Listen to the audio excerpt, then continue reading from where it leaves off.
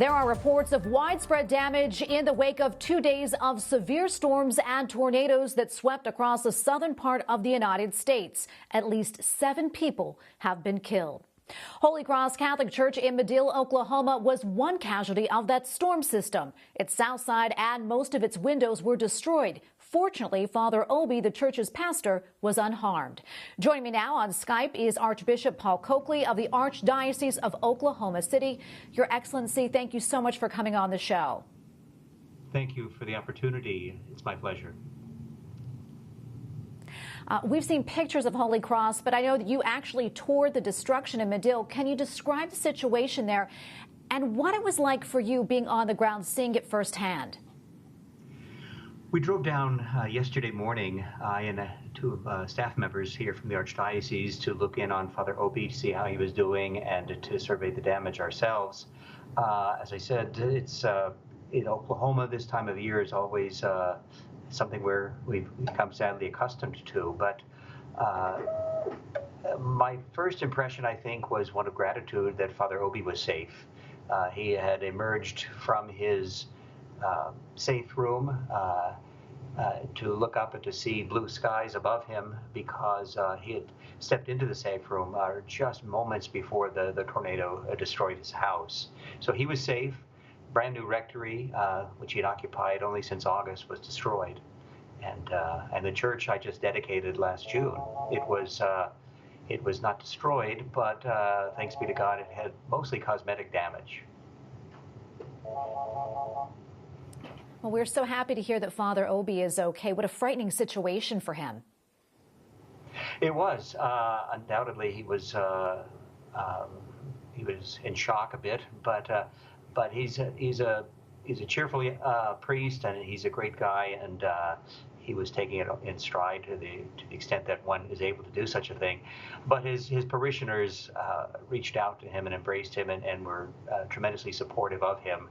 They were all assisting him yesterday, providing him with all that he needed, food, meals, helping him move his personal items out of the rectory, and beginning to prepare to discover yet another new normal. We're getting used to new normals a lot these days.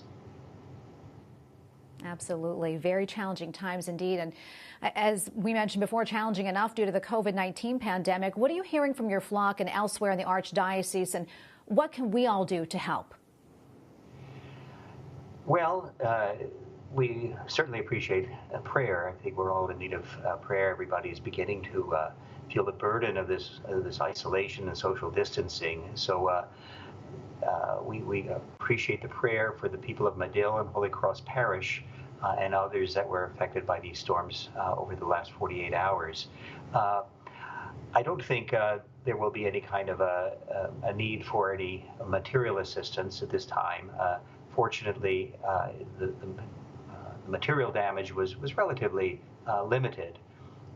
We have been through terrible storms here in Oklahoma, and we have a pretty good safety net in place, and agencies, including our own Catholic Charities and others, that are able to step in and respond in times of crisis such as this. But I think people's prayer and concern is always so important to us.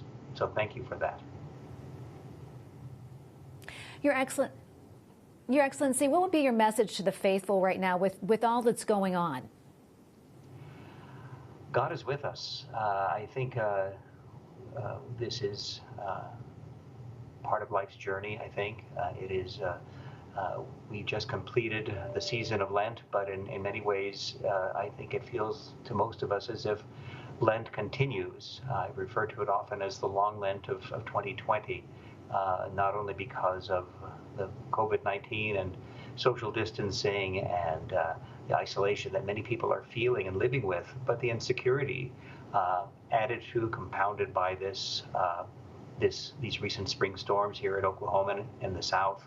But God is with us. God is always with us, and I think that's what we have celebrated and experienced during the Sacred Triduum, that God is faithful, God is merciful. Just last Sunday we celebrated Divine Mercy, and I think that was perhaps especially meaningful to many of us this year.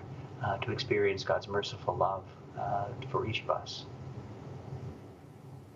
Well, Your Excellency, thank you so much for your time and all that you're doing down there. We will continue to pray for you all down there. Archbishop Paul Coakley, thank you again. Thank you.